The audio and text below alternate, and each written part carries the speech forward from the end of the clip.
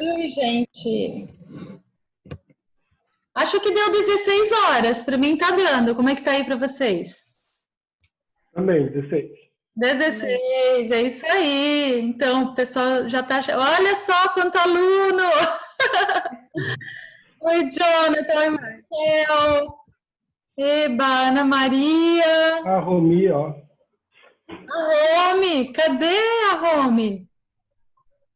A Rome! Oi, Rome! Que saudade!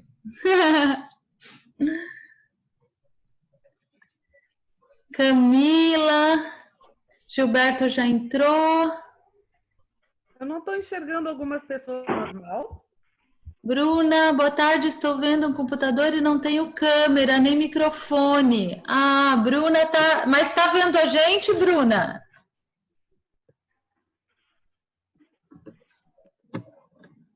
A Cris conseguiu entrar, ótimo. Cris estava me perguntando como que entra. Não estou vendo a Perfeitamente. Suzy. A Bruna está enxergando perfeitamente. Estamos com 15 pessoas aí na sala. Oi, voltei. Pois é, estou pensando onde tu tá. Tu pode, tem uma flechinha lá em cima, ó, que tu pode passar e aí tu vai vendo o rostinho das pessoas. Ou tudo ao mesmo tempo, né? Deixa eu ver. Não é que estava tudo escuro. Então, Gilberto, a Bruna e a Camila não. Acho que não estão aqui, então. A Ione chegou. Oi, Ione, prazer. Legal, gente, coisa boa. Então, olha, nós temos aqui, tem gente da turma 2018, tem gente da turma 2019 e tem gente da turma 2020. Olha só que auspicioso. Para quem não sabe, está chegando agora, são as turmas da pós-graduação em Psicologia Transpessoal que a gente tem no Instituto Atitude. E aí agora, né, uma oportunidade aí dos alunos de várias turmas também se verem, se conhecerem, coisa boa. Se darem um abraço virtual. Dá para fazer, né? Bem-vindos, bem-vindas todos, né? Vamos esperando que tem mais gente chegando também. Daí assim, ó, eu acho que de repente, se vocês puderem colocar no chat ali, sou turma 2018, sou turma 2019, sou turma 2020, ou então, se você não é de alguma dessas turmas, está chegando agora só para a roda de conversa, coloca lá o seu nome e o local que você está assistindo, o local do qual você está assistindo. Aí a gente vai ter ideia de todo mundo aqui. A Érica, boa tarde, sou Érica. Ah, sim, a turma 2020, a Érica já colocou lá, muito bem. Acho que então, assim, enquanto o pessoal chega, eu vou me apresentar e apresentar um pouquinho dos nossos professores que vão falar hoje aqui, né? Nós temos então essa roda de conversa sobre o tema masculino e feminino, né? Como é que o conhecimento sobre os arquétipos pode ajudar nessa integração? Então, a gente tem ideia que seja uma roda de conversa onde nós vamos ter vários momentos, né? Após as apresentações, eu vou colocar uma música para iniciar, né, para inspirar a gente. Depois, os nossos especialistas no assunto vão ter as suas falas. E aí, num segundo momento dessa roda de conversa, a gente vai abrir para perguntas também, né? Então, é bacana que as pessoas que estão assistindo né, já possam também perceber quais as suas inquietações, quais são as suas questões a respeito do assunto, porque num segundo momento a gente vai abrir para uma conversa mesmo, assim, fazerem perguntas, ok? Então, bom, bem-vindos, bem-vindas. Eu sou Eliana Press, eu sou diretora do Instituto Atitude Ahimsa. A gente vem trabalhando, eu venho trabalhando desde 2001 com pós-graduação em Psicologia Transpessoal, sendo que eu que desenvolvi, né, como pedagoga, o primeiro projeto de pós em psicologia transpessoal que foi aprovado pelo MEC no Brasil.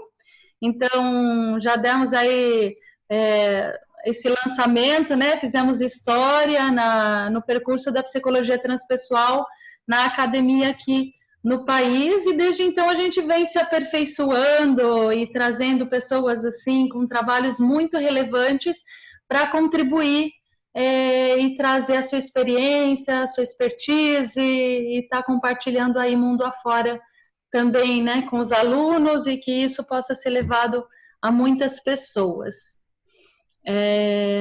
Então é isso. De formação eu sou pedagoga, né, também terapeuta de renascimento, especialista em psicologia transpessoal.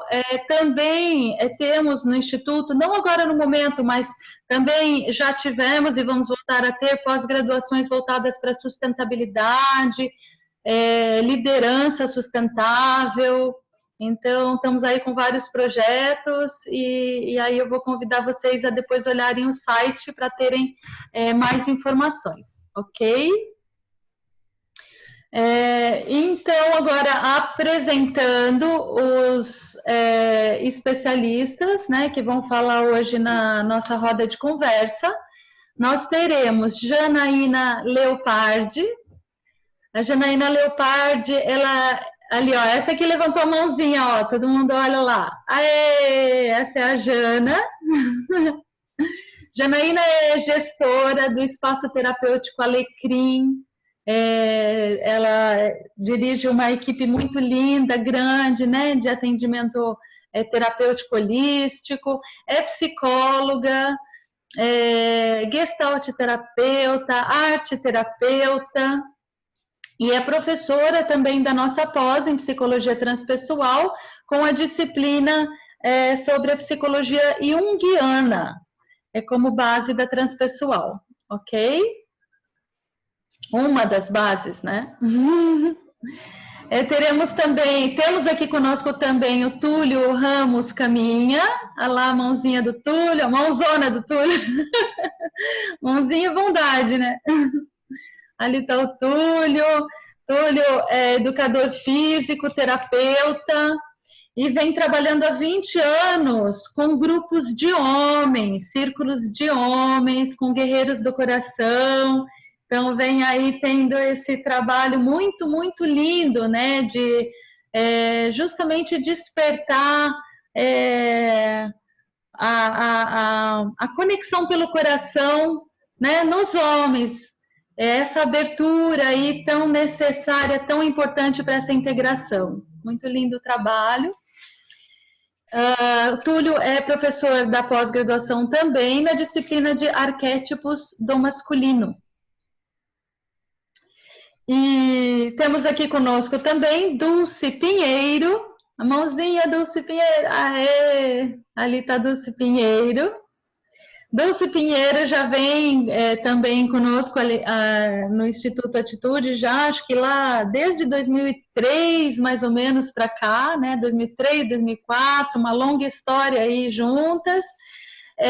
Dulce é psicóloga transpessoal, há 30 anos trabalhando com clínica, né? É criadora do trabalho vivencial As Deusas Gregas na Mulher Atual. Trabalha também com círculos de mulheres, né? Todos esses anos. E é professora na nossa pós-graduação em 3 disciplinas. Na disciplina de Desenvolvimento e História da Psicologia Transpessoal, Mandalas Terapêuticas e Arquétipos do Feminino. Então, estamos aí em mãos maravilhosas, né, para termos essa conversa em alto estilo.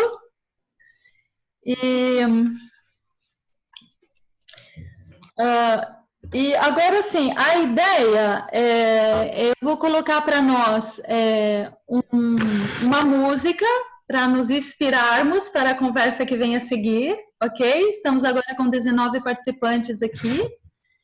E aí, logo após a música, eu vou fazer a pergunta inicial, chamando então os nossos docentes, beleza? Vou colocar aqui. Alguém tem alguma questão, alguma pergunta antes de eu colocar a música, gente? Dou-lhe uma, dou-lhe duas. Tranquilo, né?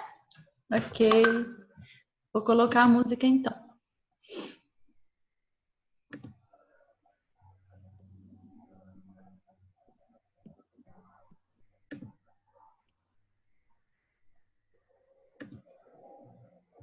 Vixe. Cadê a música? Sumiu. Espera aí que eu já acho ela aqui. Aqui.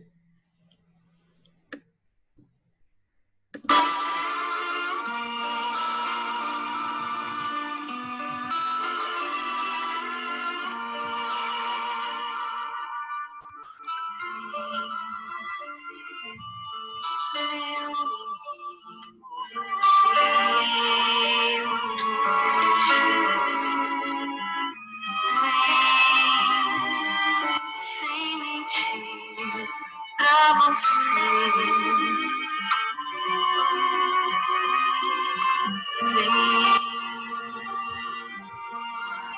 vem sem fantasia,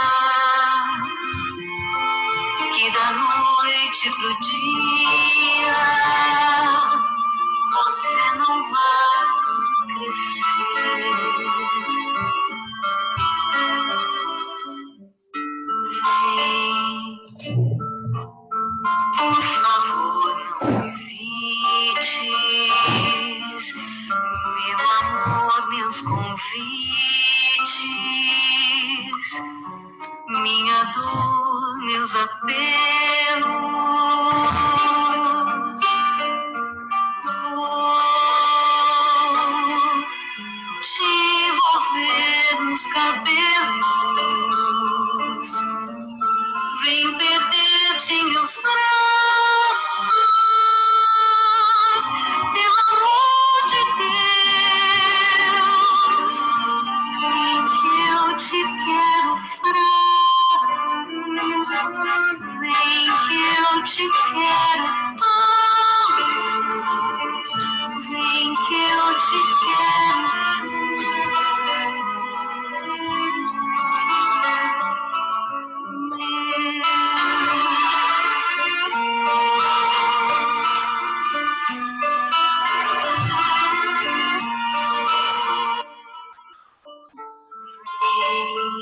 Eu quero, Meu menino, te dizer, no instante de te ver, vem custou sem mentir. tanto pedaço, não vou me arrepender.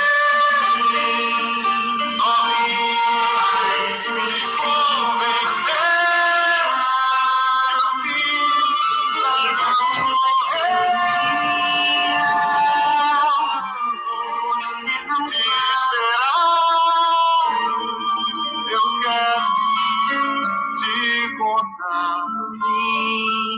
Das chuvas Por favor, que apanhei, grite, das noites meu amor, que varei, grite, no escuro minha a te buscar.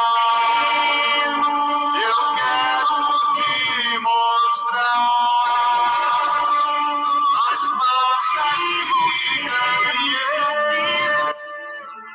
nas lutas contra o rei.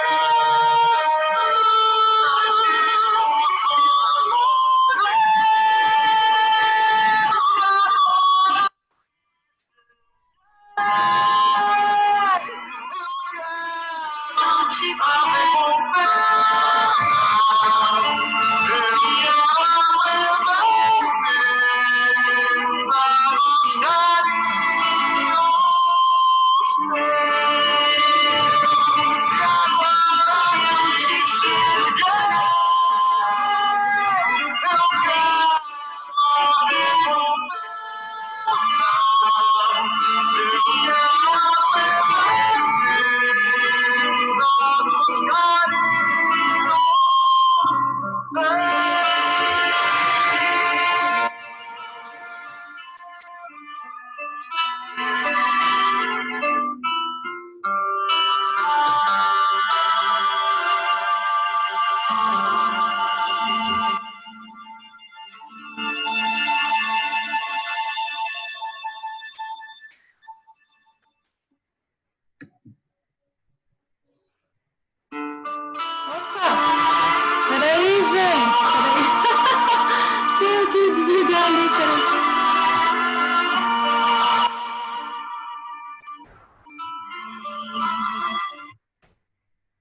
Desculpa.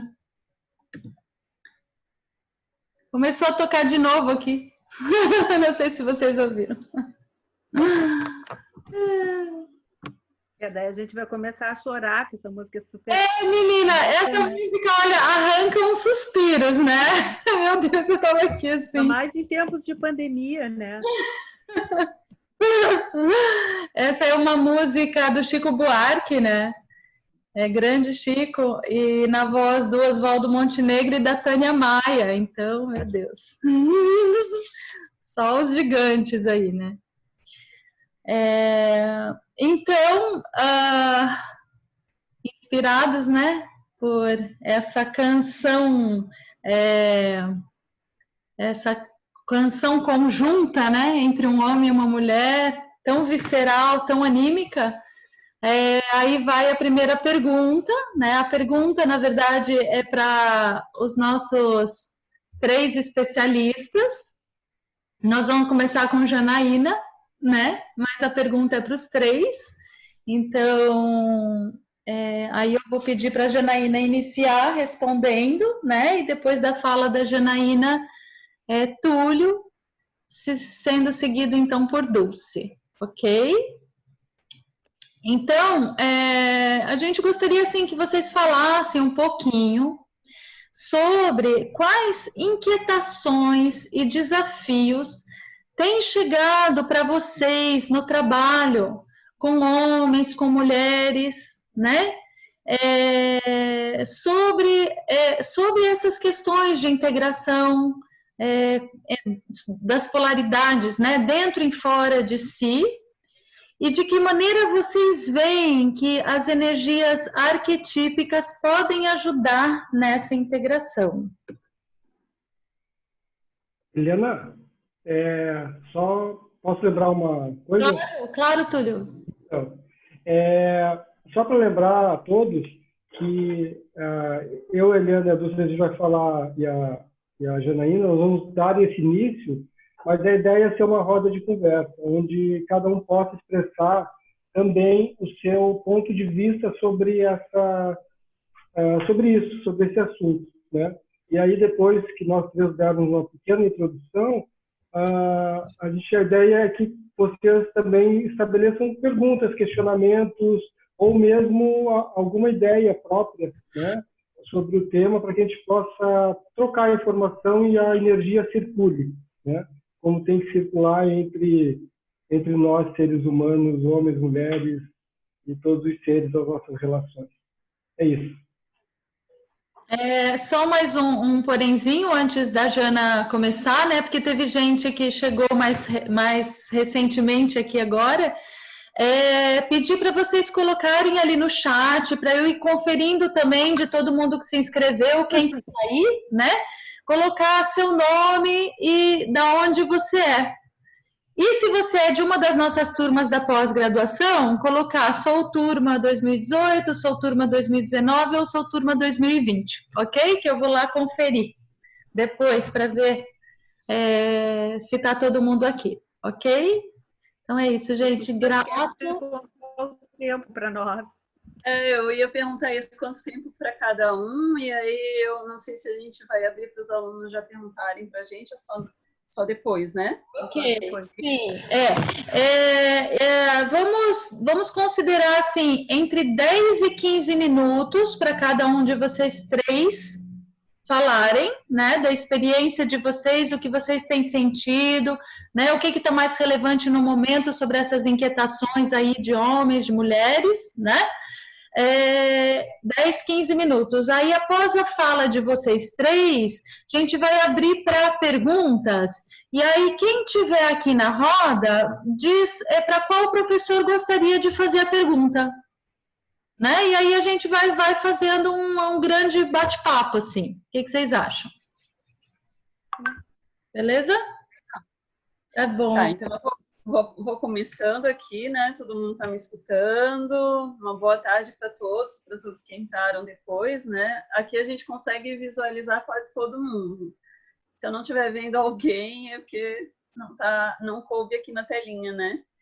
Mas então, a Eliana me apresentou, meu nome é Janaína Leopardi, Eu vou começar hoje a falar sobre uma questão que eu acho bem importante, assim, de introdução, no sentido assim de como que eu, na minha experiência também clínica, né, como psicóloga, mas também como professora e focalizadora de grupos de mulheres, principalmente aqui na ilha, né, se fala muito do sagrado feminino, sagrado masculino. Aqui a gente está com o Túlio, que trabalha com os homens, né, eu acho que um dos pioneiros aqui em Floripa.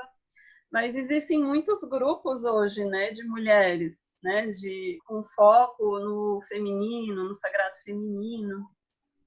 Eu, como professora aqui da pós, né, da disciplina da psicologia analítica junguiana, eu posso também falar alguns termos, porque, inclusive, né, o termo arquétipo. Aqui tem muitos alunos, mas provavelmente também tem pessoas de fora, que talvez nunca ouviram falar, né, sobre o termo arquetípico.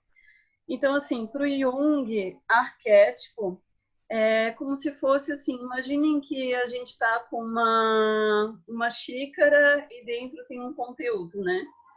A xícara, a forma da xícara, né, já seria como se fosse a forma do estereótipo, mas o estereótipo ele contém algo muito essencial e fundamental, é o que está dentro dessa forma. Por que eu estou falando isso? Porque para quem trabalha com os arquétipos femininos e masculinos, né, no sentido ligado à espiritualidade, como a gente ouve deuses e deusas, existem vários nomes para vários arquétipos de deusas e deusas ao longo da nossa história, que na verdade se remetem ao mesmo arquétipo, à mesma energia arquetípica. Então aqui, ó, para Jung, o arquétipo é uma forma pré-existente que integra a estrutura herdada da psique comum a todas as pessoas. E essas estruturas psíquicas, elas têm a capacidade de ativar um conteúdo, né, dentro de nós. Ou seja, quando a gente entra em contato com a força arquetípica, não é só a forma da deusa ou do deus, mas arquétipo não é só deus e deus. Pode ser uma fada, pode ser um príncipe, pode ser... O que mais aí, gente? Criatividade, né? Várias coisas. Só que aqui a gente está falando de feminino e masculino, então eu estou colocando a forma de deus e deusa, né? Até porque eu vou introduzir o termo depois, patriarcado e matriarcado. Então, o que acontece? Quando a gente ativa um arquétipo, na verdade, o arquétipo ele traz uma energia muito poderosa da história da humanidade, porque o Jung, Carl Jung também, ele foi o pioneiro, né, que introduziu o termo do inconsciente coletivo, como se na história da humanidade a gente tivesse acesso ao inconsciente dos conteúdos na memória da humanidade. E a gente só acessa essa memória através dos arquétipos, né, a nível pessoal, através de símbolos.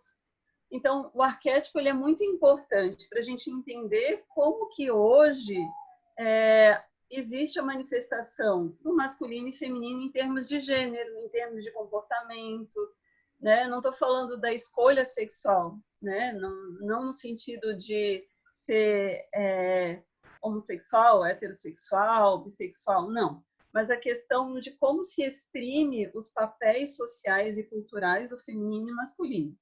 Dentro dessa diferença, que eu acho fundamental, a gente poderia também salientar aqui o termo estereótipo.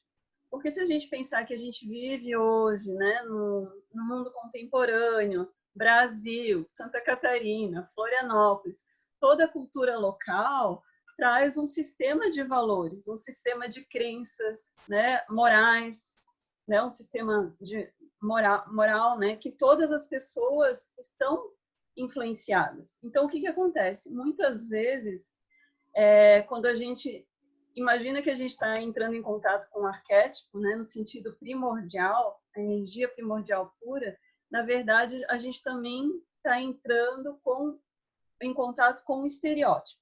O que é o estereótipo? É um conjunto de valores que formata padrões comportamentais. Né? Eu posso dar um exemplo. não sei, depois a Dulce aí vai falar que ela é especialista nas deusas gregas, né? Mas, enfim, eu posso falar assim, então, Afrodite, a deusa do amor, do prazer, da sexualidade, que eu acho que todo mundo conhece, e depois eu também vou falar dela aqui no meu estudos, né? Ela traz uma energia arquetípica, que a gente pode até pensar, como eu falei, que transpassa o tempo e a nossa época, porque a energia de Afrodite já está lá atrás, expressa, por exemplo, em Nana, Ísis, Istar, várias deusas anteriores a essa Afrodite da Grécia clássica, né? Então, por que eu falo de estereótipo? Porque, na verdade, o que a gente conhece dessa deusa hoje, ou os valores atribuídos, né, à deusa do amor, da sexualidade, ela também contém e é poluída pelos estereótipos. Né? Por exemplo, hoje, o que a nossa cultura propõe, né, de beleza, de estética? Existe um modelo estético, né, de beleza. A gente não está fora disso, né? Toda menina, quando começa o seu processo de adolescência ali, desperta, né, que a gente diz, para a sexualidade. Aqui também existe o primeiro rito lá da menina, da donzela, depois da mãe, da anciã. Toda menina, ela é influenciada pelos arquétipos e pelos estereótipos. Então, já na nossa infância, a menina, quando vira donzela, talvez o jeito que ela vai se vestir, o jeito que ela vai cuidar da própria beleza, né? Essa questão da sexualidade precoce também, a sensualidade precoce. Então, a gente é influenciado pelo estereótipo. Mas, enfim, são dois termos, né, que eu acho bem importante diferenciar, até pela questão que eu dou a essa disciplina. Então, eu falei aqui, né, do arquétipo, do estereótipo, do inconsciente coletivo. E aí existe o inconsciente pessoal. Na verdade, todos nós, desde que a gente nasce, a gente tem né, o que vocês já ouviram falar, consciente, inconsciente, a gente transita entre a nossa luz e a nossa sombra, e a gente traz a estrutura de persona e self, né? O self, a alma, o si mesmo, e o ego, o que a gente aparenta no mundo, a nossa personalidade. Mas então, voltando aos termos históricos, por que eu estou falando da importância do arquétipo? Para o Joseph Campbell, ele estudou, né, muito a mitologia, e Jung também era um estudioso na mitologia. O arquétipo, o mito traz o arquétipo, né? Desde tempos muito antigos.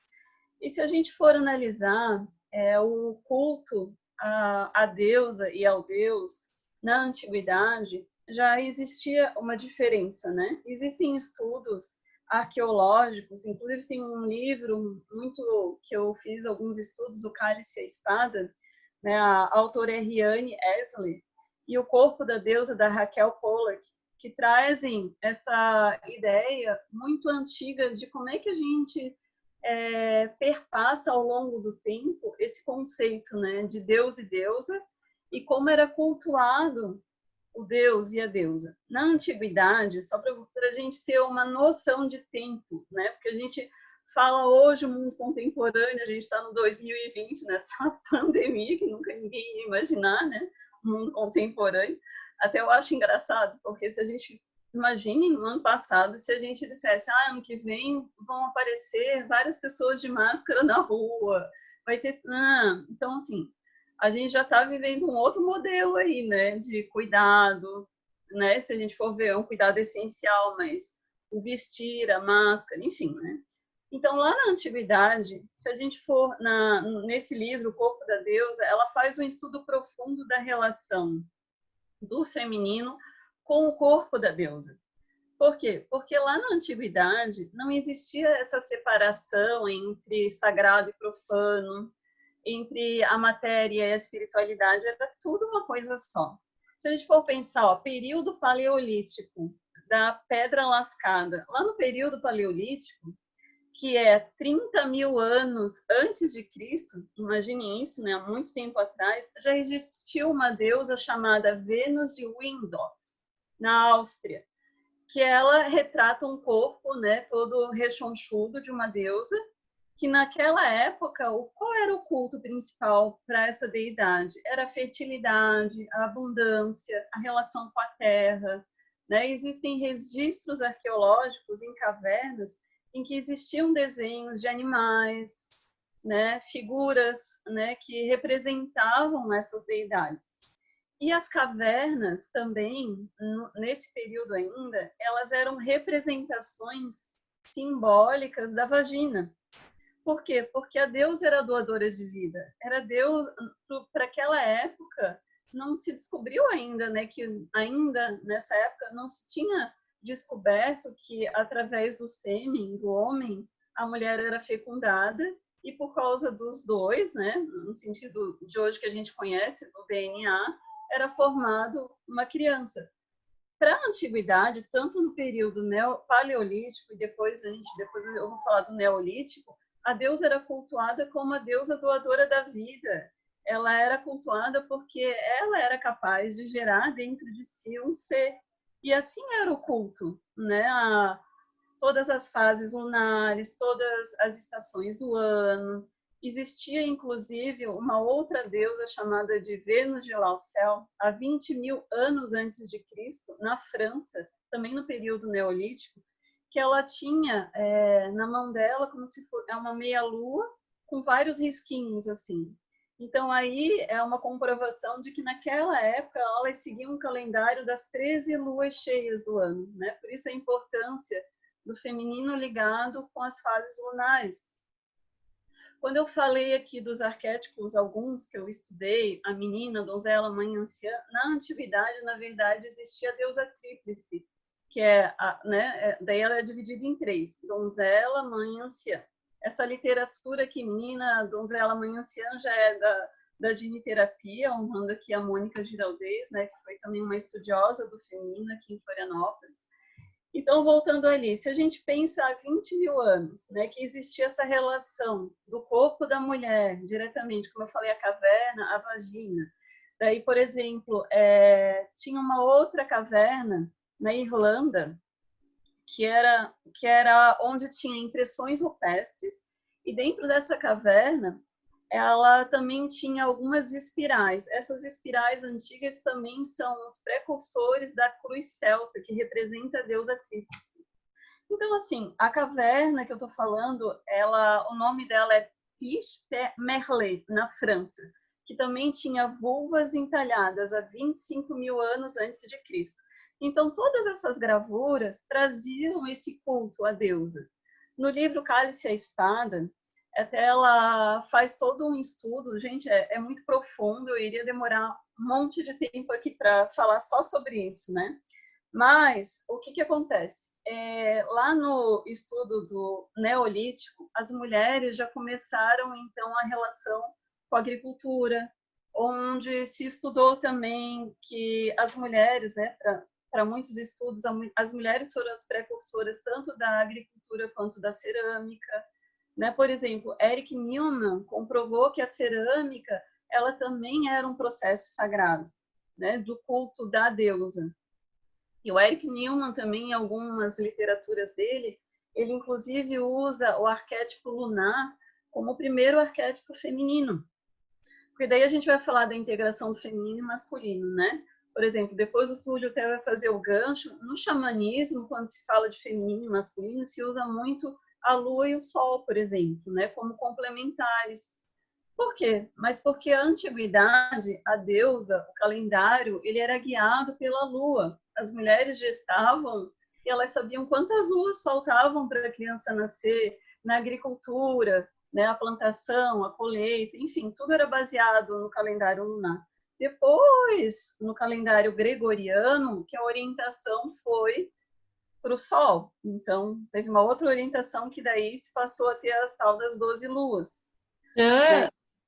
Só interferir um pouquinho, te dizer que deu uns 15 minutinhos, daí você vai completar. Meu Deus do céu! Já? Que horror! Tá, aí chegando então ao que eu queria, né? A história do patriarcado. A gente passa muito rápido, é muita coisa para falar. É uma pena, né? Então, assim, ó, depois que eu falei do paleolítico, neolítico, que é para vocês entenderem como a história, né, ela avança e como a gente se relaciona com o masculino e feminino. O patriarcado, ele aconteceu no final do período neolítico. A gente pode até estudos falar lá da tal da Idade do Bronze, onde os homens descobriram a sua importância na reprodução humana. Ou seja, eles perceberam que dependia também, né, de um sêmen para fazer com que a mulher gerasse uma vida. E aí começou a mudar o sistema, por quê? Porque como o homem sabia que ele também gerava vida, existiu a preocupação da questão da sua herança, do seu herdeiro. Tanto que depois, lá, né, por exemplo, na Europa, na Idade Média, vai existir o termo latifúndio, né, que hoje é a propriedade privada, que a herança, a hereditariedade é passada pelo seu herdeiro. Então, por que eu estou falando isso? Porque a gente fala tanto em sistema patriarcal, matriarcal. O matriarcado era uma cultura que ela, por exemplo, eu vou ler um trechinho aqui do livro, ó, A Prostituta Sagrada, que fala assim, ó, onde o patriarcado estabelece lei, o matriarcado estabelece costume. Onde o patriarcado estabelece o poder militar, o matriarcado estabelece a autoridade religiosa. Onde o patriarcado encoraja a aresteia do guerreiro individual, o matriarcado encoraja a coesão do coletivo, algo que tem a ver com a tradição. Então, o que aconteceu? Os povos dórios, invasores, guerreiros, eles começaram a trazer, né, o tal do símbolo da espada, dos povos guerreiros, e introduziram em algumas civilizações matriarcais, que eram totalmente pacíficas, que viviam da agricultura, da coleta, né, disso que eu estava falando, e eles acabaram, então, introduzindo, né, pela sua necessidade de poder masculino, o sistema patriarcal. Então, aí vem a questão do desequilíbrio entre o feminino e o masculino. E é o que a gente vive até hoje, que depois os meus outros colegas vão estar me complementando, né? Então, assim, pela minha experiência clínica, quando a gente trabalha com arquétipo hoje, que seja as deusas gregas, as deusas hindus e várias outras culturas, todas as deusas, todos esses arquétipos, eles trazem a questão do estereótipo. Por quê? Porque o sistema patriarcal, ele permeia a nossa percepção e como a gente expressa o arquétipo hoje. Mas ativar o arquétipo também pode ser libertador de alguns padrões relacionados ao patriarcado, né? Então, como eu já falei os meus 15 minutos, eu acho que eu vou passar a minha voz e depois eu posso ir complementando com mais coisas, tá bom? Então, eu passo aqui para o Túlio, né, Túlio? Obrigado. Obrigado, Janaína. Obrigado, Eliana. Olá a todos. Bom, vamos lá, então. A Janaína já fez já me livrou da responsabilidade de falar sobre a história, né, antiga, né, e nos deu um lindo quadro de como o feminino, de alguma forma, se estruturou, né, e a importância dele para a nossa atual conjuntura social, cultural, né? Na verdade, nós herdamos dos nossos antepassados toda essa energia, toda essa situação que hoje se instala, né? Que é oriunda dos nossos aprendizados como seres humanos, sejam homens ou mulheres, né? E que nós carregamos isso de alguma forma. Como a Janina falou, alguns estudiosos, como Jung, foram muito felizes em identificar como se propaga dentro da nossa estrutura e da nossa genética, né, essa carga histórica, né?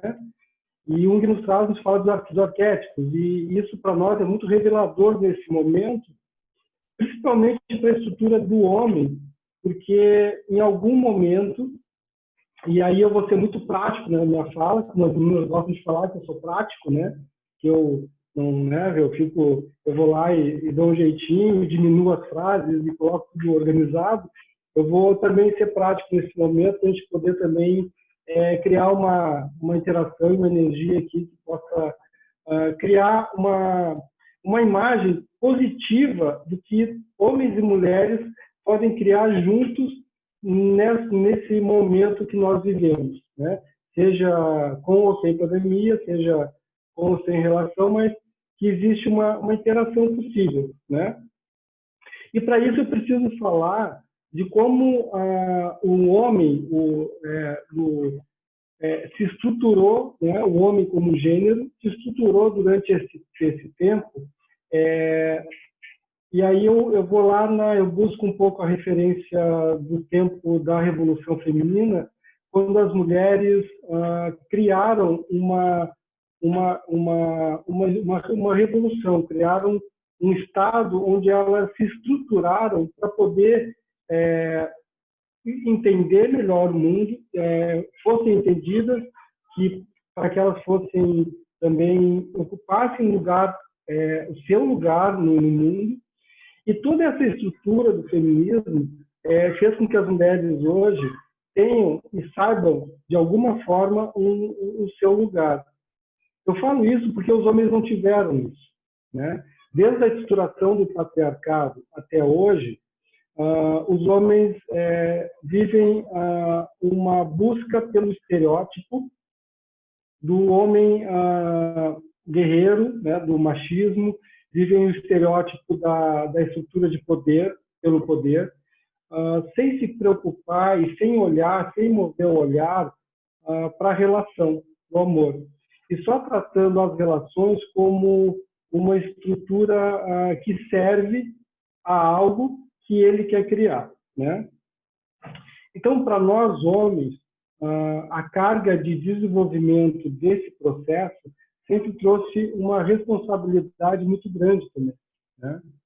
No sentido de ter que ser e ter que manter essa estrutura patriarcal, que a Janina falou, que se origina de uma necessidade de manter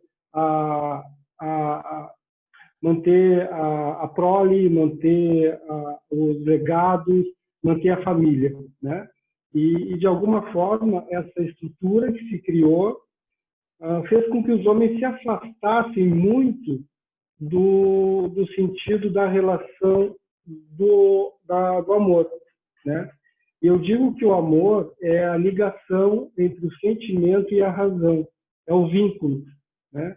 E quando o homem perde a noção do amor, e quando eu falo amor, eu falo de um amor compassivo, da compaixão, da união entre as pessoas, não só entre homens e mulheres, mas entre todos, né? O homem começa a focar muito e de uma forma polarizada num momento só de criação de estruturas e se perde na relação. Eu vejo isso muito nos grupos de homens, né? Quando eles revelam que eles querem saber como se relacionar com a mulher, querem saber como se relacionar com as outras pessoas, mas não tem um modelo para isso. Não tem uma diretriz, não tem um mapa, né? Não tem uma figura de poder masculina que seja honrada e que possa trazer para ele uma fotografia de como é uma relação ideal entre as pessoas, né? Então, nós homens nos perdemos na relação. Nós criamos muitas coisas, né? Como gênero. Mas na questão do relacionamento, do respeito à humanidade, do respeito ao ser humano, nós homens nos perdemos nesse processo que é longo, né? Como a Gina falou, lembrou bem de como historicamente se criou, e focando muito no fazer, né? E no ter que entregar alguma coisa. Então, nesse sentido, os arquétipos eles podem trazer para o homem uma sensação de que eles têm uma ligação ou uma ativação de um processo que pode fazer que eles se localizem dentro dessa estrutura do que é sentimento, do que é emoção, do que é razão, né? E aí Jung se refere também, aí eu me remeto lá ao pensamento de Jung, das 4 funções da consciência, né? Do sentimento, da intuição, do pensamento e das sensações, né? Quando a gente fala em arquétipos, os arquétipos também estão ligados a essas estruturas de conhecimento que Jung nos ensinou, né? São as funções da consciência que o homem pode utilizar como fonte de energia para se mobilizar e se identificar. Também a gente já falou que existem muitos arquétipos diferentes, né? Não são só deuses, são os arquétipos contemporâneos, como o rei, o guerreiro, o mago, o amante, o líder, né? O velho, o sábio. Então, se nós pensarmos nessas estruturas arquetípicas como fonte de conhecimento, eu posso entender que eu, como homem, muitas vezes estou polarizado e focado numa dessas estruturas de modo a fortalecer, por exemplo, só a energia do rei ou do deus Zeus, que tem a única intenção de construir o seu império em detrimento dos outros, né?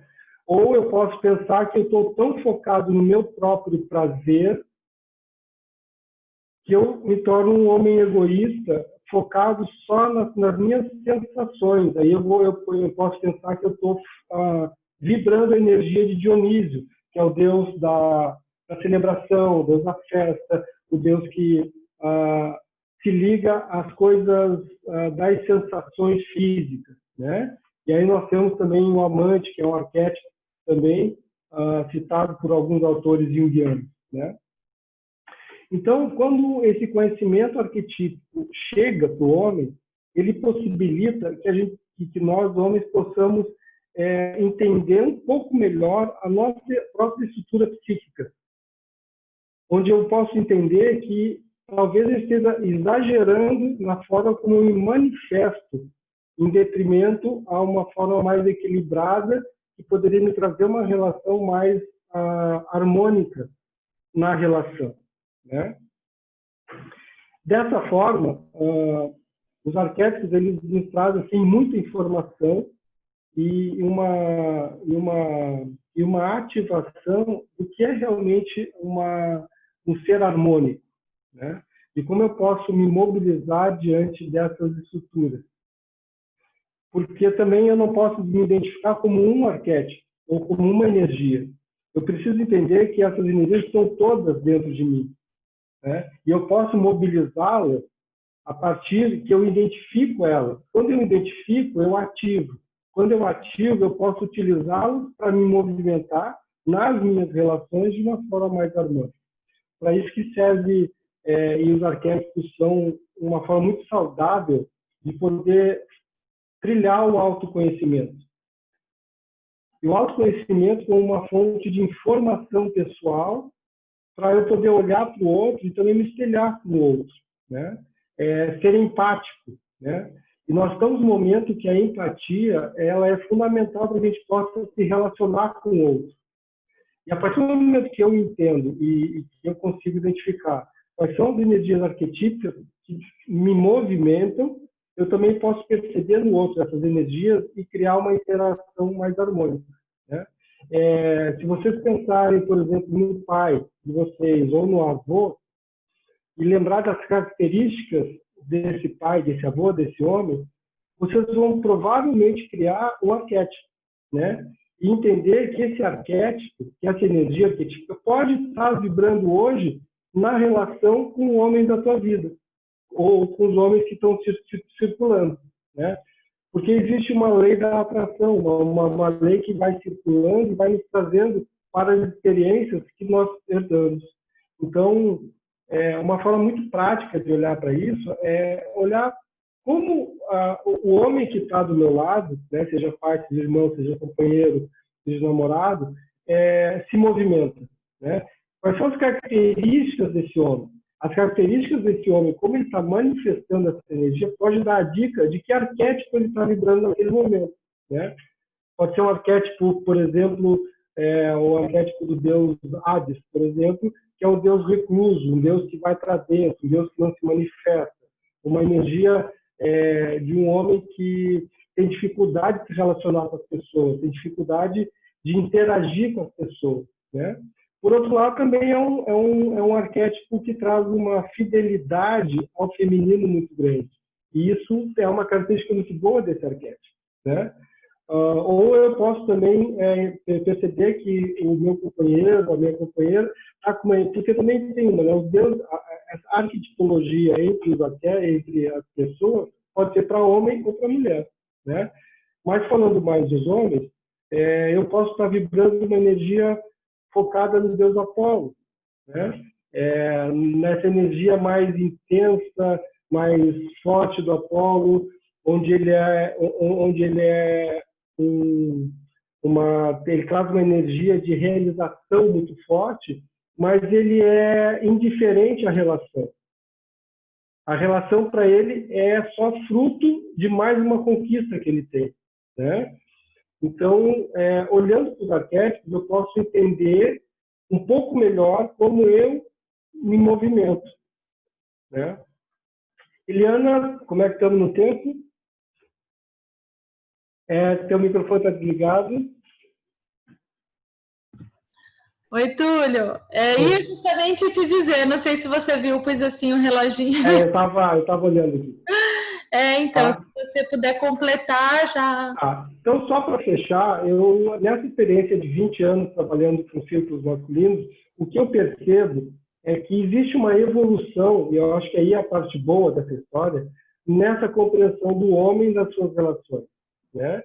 E essa evolução está no sentido de os homens hoje, eles, principalmente a geração mais nova, né? A geração mais recente, eles não estão mais se identificando com o patriarcado que a Janaína falou no início, né? Eles já não querem mais essa estrutura, eles querem uma nova estrutura. Só que também não sabem como criar essa estrutura. Não existe um padrão, não existe um modelo, né, definido. Eu acho que esse modelo foi criado nesse momento, né? Então, quando a gente fala de patriarcado, de gênero, de homens e mulheres, de relacionamento, a gente está falando de criar, nesse momento, começar a criar um novo modelo de seres humanos que podem interagir de uma forma mais harmônica a partir de um olhar, de mover o olhar, não para o julgamento ou para a crítica ao outro, mas para um entendimento de quem eu sou. E a partir de quem eu sou, eu posso entender melhor quem é o outro. Então, é isso. Até daqui a pouco, vamos nos falando. Grata. Obrigado, Pedro. Dulce. Bom, vamos lá. Que bom, assim, ter colegas tão competentes, né? Porque já trouxeram um monte de coisa importante e eu vou tentar aproveitar, dar uma linkada. E eu acho que tem uma coisa que tu esqueceu de me apresentar, que eu acho que é importante nesse momento, que eu pelo menos priorizei, eu não priorizei trazer meu trabalho sobre as deusas gregas na mulher, talvez eu cite alguma coisa, mas eu priorizei a minha experiência de terapeuta de casal hoje, exatamente por esse título dessa roda, né? Da integração do feminino e masculino, a importância do arquétipo. Então, acho que eu vou linkar um pouquinho, trazendo algumas coisas da minha experiência de terapeuta de casal, do que eu ouço das mulheres, né, que sempre foi o maior público do meu consultório, dos grupos, e também dos convites das mulheres que já trouxeram seus parceiros. E quando eu falo, eu quero deixar aqui muito claro que eu vou falar bastante nessa palavra, talvez, casal, e que quando eu falo em casal, eu não estou querendo dizer casal casado de papel passado, ok? Que a gente possa ampliar, assim, que nem eu tudo estava trazendo, a diversidade toda que a gente tem, e que casal é pessoas que escolheram estar juntos, um par, né? Que pode até se ampliar, mas assim, que escolheram estar juntos para viver uma relação afetiva, que está se amando. Então, assim, pode ser namorado, pode ser namorado, pode ser ficante, pode ser casado de papel, pode ser casal que está junto há 20, 30 anos, que não casou no papel, pode ser casal que está não sei quanto tempo junto, que está escolhendo morar em casas separadas. A gente tem uma gama, né? Porque o ser humano é muito rico, exatamente. Assim como a gente tem uma gama de arquétipos que foram o que eles trouxeram, né?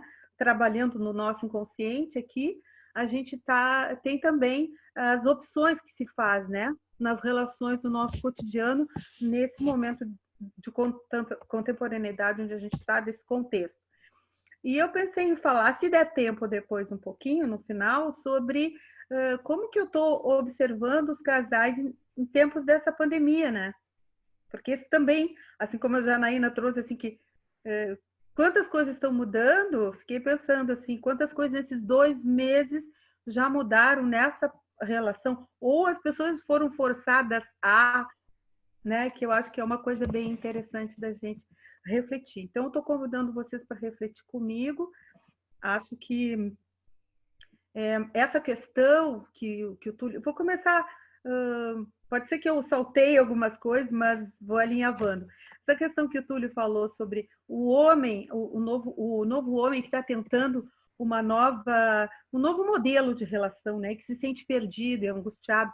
Eu fico pensando assim, as gerações mais novas, as gerações mais antigas, sabe, gente, eu não, da minha experiência assim, clínica, de 30 anos de clínica, 20 e poucos anos de terapia de casal, hoje eu não poderia afirmar desse jeito, sabe, Túlio? Acho que tem muita gente nova que está tentando de outra forma, mas às vezes me surpreende ver ainda casais muito novinhos, assim, começando um namoro ou começando um ficar, os valores ainda que tão fortes de uma questão machista, assim, né? Em alguns meninos e em algumas meninas ainda, né?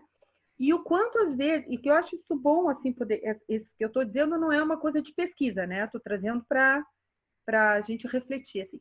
Como eu tenho visto também casais que estão há muito tempo juntos, ou homens que já casaram mais de uma vez, e que nesse seu, vamos dizer, terceiro casamento é bem menos machista do que foi há um tempo atrás, vamos dizer, com a sua primeira parceira.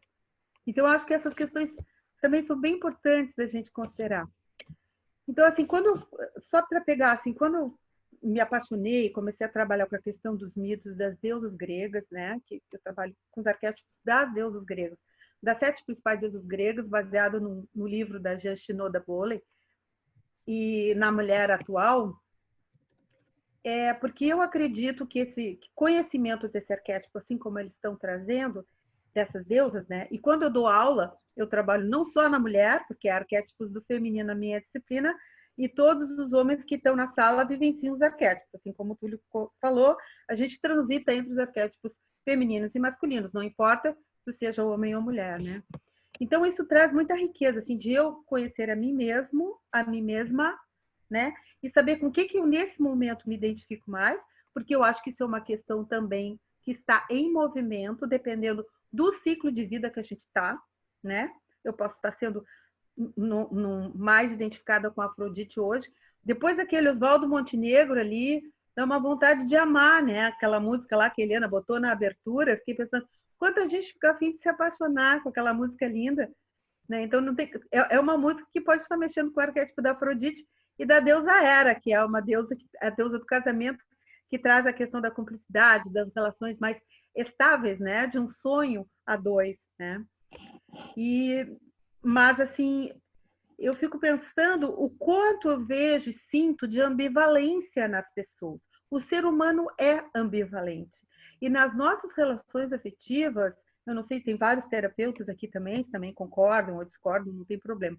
Mas eu percebo muito, assim, nas relações de casal, o quanto se tem uma fachada, às vezes, que se quer algo muito, vamos dizer, considerado de uma muito vanguarda, e de repente, sim, todo um processo terapêutico onde eu vou conhecendo os arquétipos, eu vou conhecendo qual é o meu padrão interno, vou usar essa expressão, qual é o meu padrão interno, né? Mais dominante, ou como que eu sou, quando eu vou mais me conhecendo para poder conhecer o outro, como foi o que o Túlio falou, eu me percebo, às vezes, descobrindo que eu tenho sonhos que considerados extremamente tradicionais. E que isso, para mim, dos terapeuta, não tem problema. Ninguém está aqui para julgar ou para achar que esses arquétipos são melhores que outros, ou que a gente não pode mais repetir, vamos dizer, o mito do amor romântico, que é uma coisa milenar, e que a gente diz, esses contos de fadas só incentivam a questão do machismo, né? Vai ajudar as guriazinhas a querer o príncipe encantado. Não adianta a gente querer botar fora os contos de fadas, porque todos esses arquétipos, eles têm uma carga muito grande e ele está na nossa vida. A questão é a gente poder amadurecer e talvez através de um processo de psicoterapia ou de outras formas que me ajudem a me conhecer melhor, eu poder me dar conta, isso é uma questão que eu sempre trago para os casais, assim, qual que é o teu ideal de relação? Ou seja, qual é a idealização que se tem sobre a questão de relação? Que eu acho que tem um pouco a ver com o que o Túlio falou, tipo assim, qual é o modelo que a gente viu e o que a gente achou desse modelo? Porque eu posso desenvolver uma admiração, dependendo do modelo que eu tive, como eu posso desenvolver uma aversão. E, de repente, isso se misturar com a questão de eu achar que o casamento ou estar com alguém não é algo bom. Muitas mulheres ou pessoas chegam para mim tendo uma crença de que relação é uma coisa que tu não pode relaxar, que tu não pode confiar, que tu não pode te entregar. E eu acho que isso tanto em homens quanto mulheres.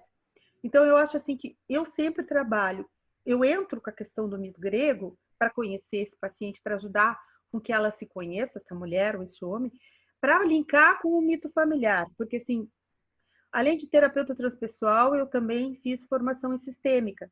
Então, isso me deu muito... E a sistêmica e a transpessoal estão muito entrelaçadas. E me deu essa capacidade essa estratégia também de poder olhar o mito familiar. Então, assim, quando tu está trabalhando com um casal, e muitos casais chegam, se a gente fosse pensar assim, quais são as queixas que eu acho que vocês talvez poderiam perguntar, ou eu poderia trazer? Conflitos em relação a gente achou que a gente era tão parecido, tinha tantas afinidades, mas eu estou me dando conta assim, que eu tenho alguns valores, e que agora eu me dei conta que os valores dele ou dela não têm a ver com os meus. Então, assim, aquele encantamento quando desencanta, né? Então, o ideal quando passa a ser real. O príncipe que virou sapo, ou a princesa que virou rã, né? O que eu faço com isso? Eu vou continuar podendo beijar esse sapo? Porque, assim, se eu quero ficar só na idealização, aí eu vou ficar pulando de galho em galho mesmo. Eu vou ficar só querendo me encantar e não querendo construir uma relação mais duradoura, vamos dizer assim, de mais tempo. Então, assim, o que eu quero para mim? Muitas vezes as pessoas chegam para nós sem ter muita clareza do que elas querem para elas. Que não tem problema se elas simplesmente querem viver uma paixão. Não tem problema se elas querem dizer, olha, eu já fui casada, agora eu estou assumindo como mulher, eu quero viver a minha vida, tendo só casos muito light, sem comprometimento, não tem problema também. Como também não tem problema de alguém chegar e dizer, olha, eu me separei há um tempo e eu tenho um desejo muito grande de recasar, né? De fazer uma coisa de recasamento. Então, eu acho que essas questões todas, primeiro tem que ficar claro para a própria pessoa. E muitas vezes a gente acha que está claro, não está. Às vezes as pessoas me procuram já com um pedido. Olha, me dou conta que eu repito tal e tal padrão nas minhas relações e eu preciso de ajuda para parar de repetir. É uma pessoa que já está com muita clareza. Como tem outras pessoas que dizem, eu não sei o que acontece comigo, mas acontece que chega num ponto eu não consigo ir avante. Eu não consigo. E chega num ponto eu começo a recuar numa relação afetiva. Já que a gente está trazendo esse o tema, esse é o recorte. Vamos dizer, eu vou trazer exemplos práticos que as pessoas tragam este tema na sessão, né? Na terapia.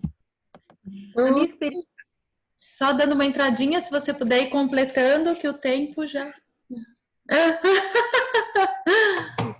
Tem muito mais coisa para falar, mas o que eu quero dizer é o seguinte, assim, eu acho que uma das coisas importantes é saber quais são os mitos familiares que tu tem em relação ao casamento, a relação afetiva, e poder trabalhar com os dois, ou com quem está na tua frente. Poder entender o mito familiar do outro. Porque assim como eu vim de uma história, o outro vem de uma outra história.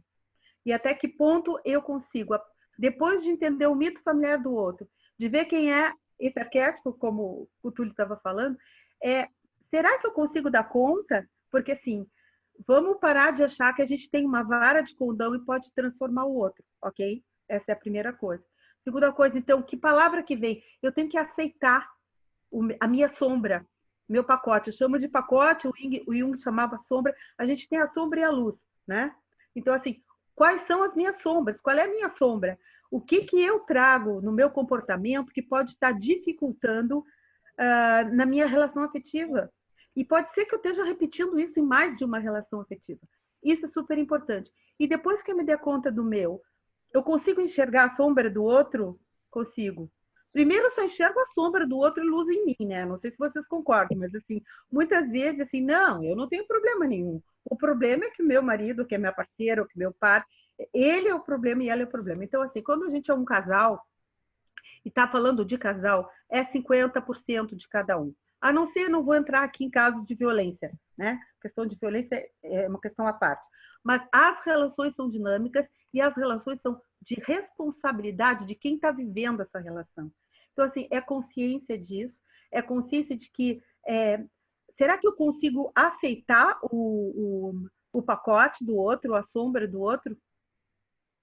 Porque se eu não conseguir aceitar, é muito complicado. Então, assim, eu vou ter que trabalhar a aceitação, eu vou ter que trabalhar até onde eu posso me transformar, até onde eu posso trabalhar com essa minha sombra, não para ter um plim-plim e eu não ter mais sombra, porque ninguém vai ficar perfeito, gente. Ninguém vai virar princesa ou príncipe, né? Então, assim, até onde eu tenho um limite para trabalhar e melhorar, vamos dizer, um ciúme patológico que eu tenho, e até onde eu, a partir disso, vou aprender a conviver e a ver que esse ciúme está atrapalhando muito a minha relação. E outra, que é uma coisa bem importante, que eu sempre falo para ter meus pacientes. Quando a gente começa a se conhecer melhor, a gente tem que limpar as arestas aqui, ó, das anteninhas que a gente tem. Sabe por quê? Porque quando eu quero um amor, eu vou ter que ter a minha antena bem limpa para não ficar atraindo um padrão de comportamento de alguém que seja de novo mesmo do anterior, porque senão eu não vou sair do mesmo lugar. Então, quando eu quebro também na minha escolha o padrão e escolho alguém diferente, por exemplo, eu não posso ser uma pessoa que tem um ciúme extremamente patológico, que sou super ciumenta, eu não falo patológico, sou super ciumenta.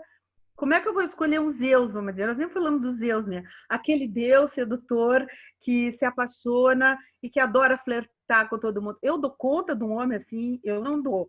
Se eu tenho um ciúme muito grande. Ou eu vou viver a vida brigando e pensando que eu vou poder transformá-lo e acreditando que ele vai poder ser transformado. Ele pode até trabalhar algumas questões, segurar um pouco a onda, dependendo de como que vai ser minha comunicação com ele.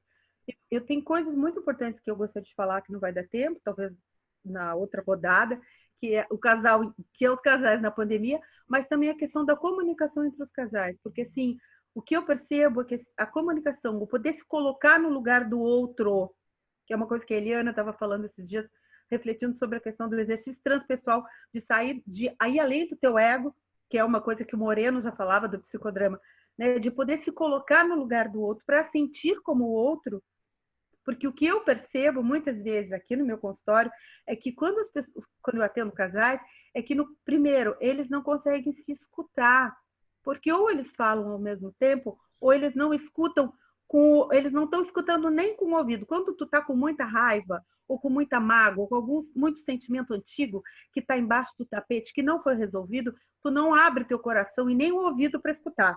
Só faz assim, mas não quer dizer que tu está escutando. Né? Então, essa questão da comunicação, para mim, é o que aparece de mais difícil, de mais desafiador, vou usar essa palavra, desafiador para um casal. E isso é construído, isso é aprendido.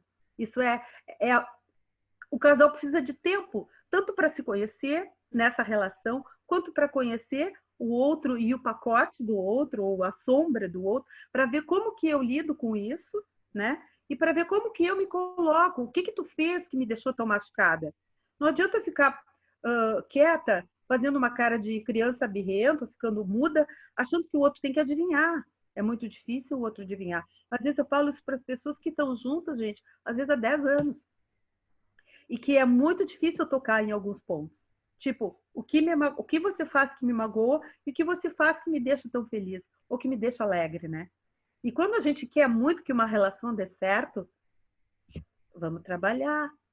Eu tinha uma paciente que queria muito, muito, muito, ela estava 5 anos sem ninguém, queria muito amar de novo. Aí um dia, trabalhamos a questão de as antenas, ela conseguiu alguém que era bem diferente dos padrões, das pessoas que antigamente botava 1000 defeitos no começo, aprendeu a amar, amou, ficaram juntos muito tempo. E ela um dia chegou para mim, assim, no começo de uma sessão, e disse assim, ai, eu tinha esquecido que dava tanto trabalho. Eu tinha esquecido, assim, que roubava tanto tempo, né, da gente também. Claro, muito tempo sozinho. O estar com alguém é uma demanda. Mas ao mesmo tempo que é uma demanda, é um trabalho de uma aliança, né, de poder construir junto, também traz muitas coisas gostosas, né? Vamos lembrar dessa música aí de amor lindo que a Eliana colocou no começo e outros tantos exemplos que eu tenho certeza que vocês mesmos vivem na vida cotidiana, né? Desculpa, passei, ficou os casais da pandemia para a próxima rodada, se der tempo. Vamos lá, gente, ok. Maravilha, já temos aí bastante material, então, para as perguntas, né? Olha só, eu coloquei aqui no chat para vocês, quem tem pergunta, coloca ali assim, escreve pergunta, e aí eu vou fazendo as perguntas pela ordem das que derem tempo, né, gente? Então, vamos seguir com as perguntas por uns 10 minutinhos aproximadamente, ok? Para a gente estar encerrando por volta de 5h30, né? E aí já teve gente que colocou aqui, né? A primeira que pediu para fazer pergunta foi a Susan. Se Susan puder, então, falar para quem que gostaria de fazer a pergunta e fazer a sua pergunta. Oi. A minha pergunta, na real, é para quem se sentir à vontade para responder, tá? Seria para os 3, mas enfim.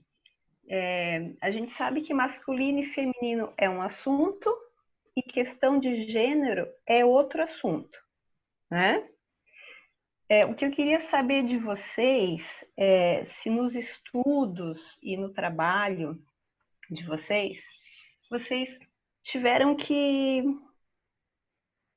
relocalizar esse assunto masculino e feminino, se vocês tiveram que repensar a forma de comunicar esses assuntos, né? A gente sabe que são 2 assuntos muito diferentes, porém eles também estão próximos, né? Então eu queria saber como que vocês fizeram, como que vocês estão fazendo, como que vocês fizeram. Fala. Aí para quem quiser. Susan, posso falar? Eu vou falar da experiência, né? Eu tenho com os meus clientes e com grupos, né?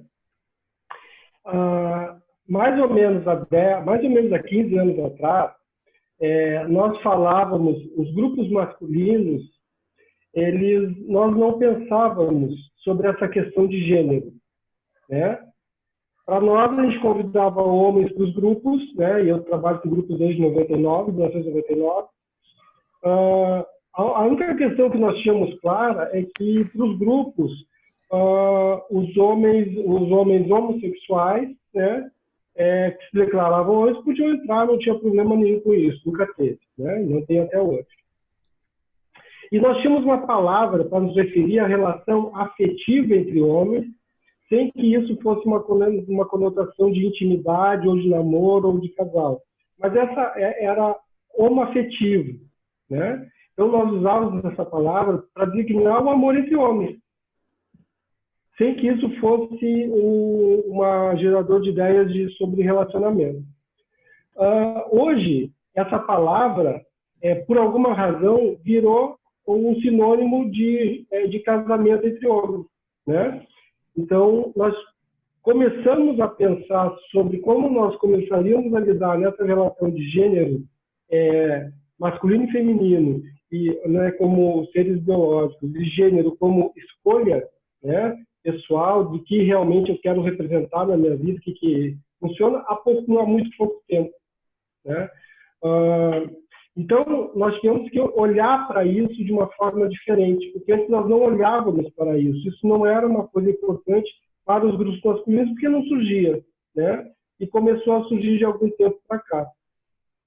Então, as nossas falas dentro dos grupos, elas passaram a ser um pouco mais genéricas em relação ao gênero, né? Porque nós entendemos que, na verdade, tanto homens quanto mulheres estão se relacionando com seres humanos, e não só com um tipo de gênero, né?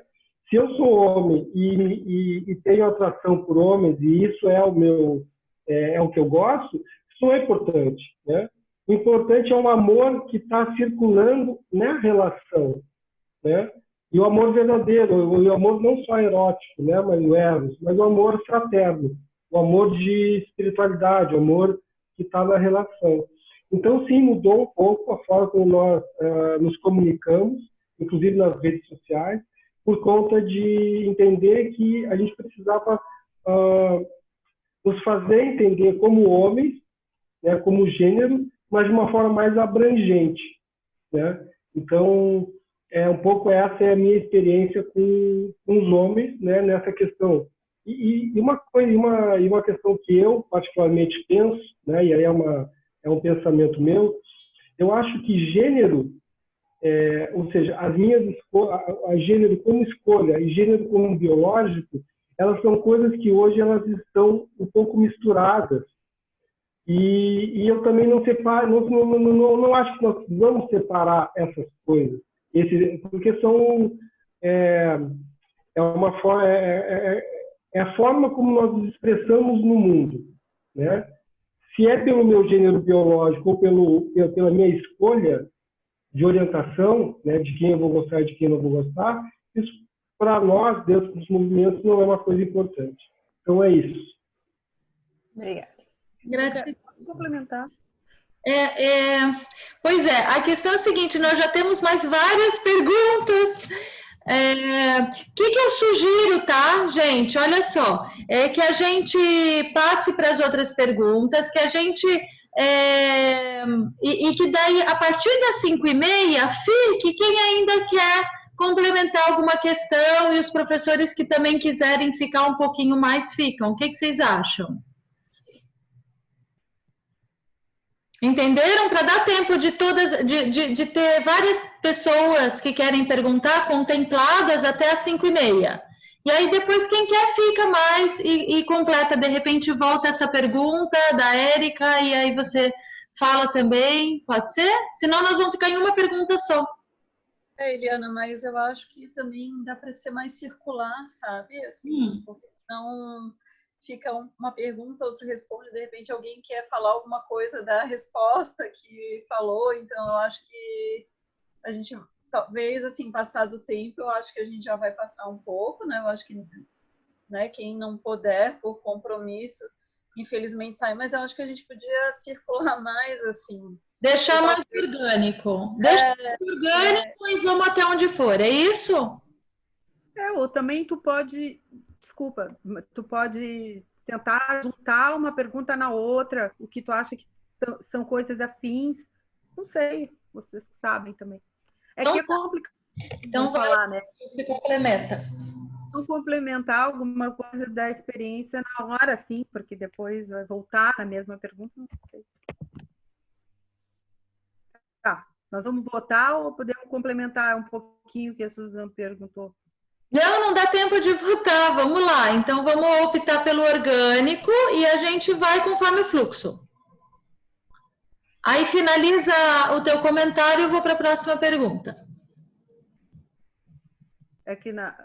Tá. Assim, acho que eu e a Janaína vamos querer falar. Tá, ok.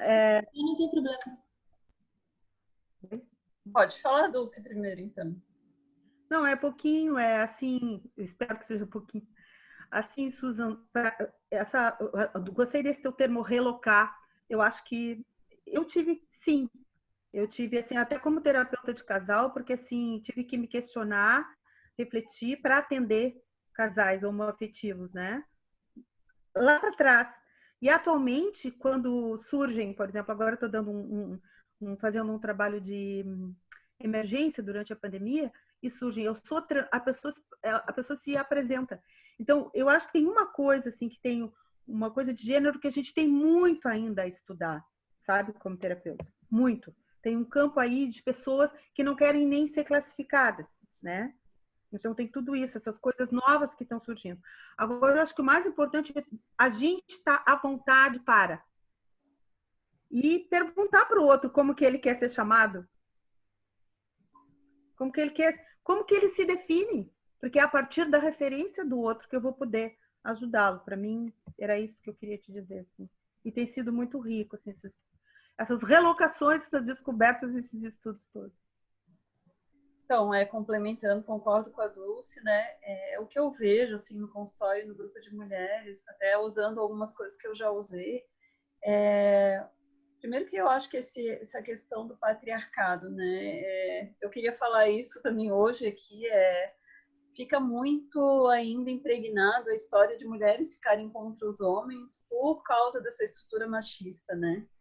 E o que acontece? Na minha visão, até como psicóloga, e até falando do Jung, né, como temos o masculino e feminino, né, essas polaridades todos nós temos. Por exemplo, mulheres temos o ânimos, né, no nosso inconsciente e vice-versa. Os homens têm o ânima. Eu acredito que o que eu vejo, assim, muitos homens e mulheres é que, independente do gênero, porque, assim, pelos meus estudos de gênero, lá na faculdade, né, que a gente olha toda a história, como aconteceu também, as mulheres começaram a desempenhar muitos papéis, né, e se retratou o gênero feminino, ligados mais a papéis do privado, e os homens do público, né? Depois que as mulheres foram com o movimento feminista, que o Túlio falou aqui, elas começaram a se colocar mais no público.